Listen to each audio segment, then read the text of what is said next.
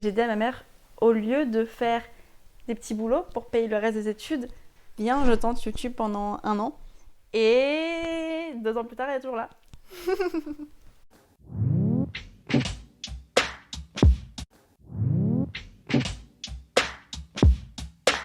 Ma plus belle expérience, c'est quand j'ai remporté le prix des ePeople Choice Awards. C'était aux États-Unis.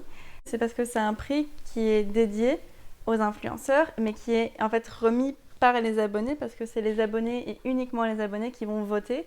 Et c'est là où, pour la première fois de ma vie, j'ai vu qu'il y avait une communauté et qui existait. Tu vois, c'est pas juste des chiffres derrière mon ordinateur. Et c'était le plus beau cadeau qu'on m'ait jamais fait en fait. C'était un peu un merci. On aime beaucoup ton contenu.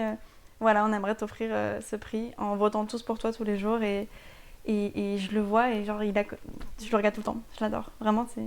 Encore merci 1 an plus tard pour ce prix. Mon livre qui vient de sortir, qui s'appelle Toujours plus. Je pense que j'ai pas fait un truc aussi fou depuis le début de tout ce que j'ai pu faire sur YouTube.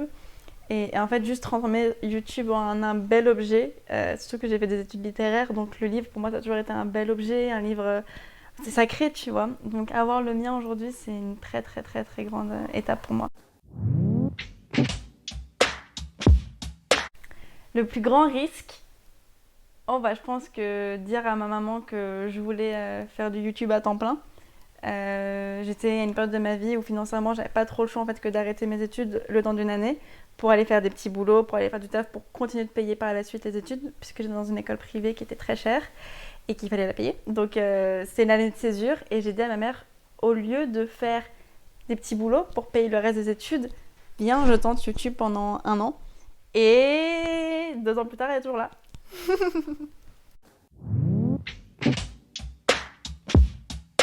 Mon plus grand rêve, alors mon plus grand rêve déjà, il constitue dans ma tête avec une maison assez grande pour que j'ai mes 6 enfants. Parce que je veux 6 enfants, je suis folle.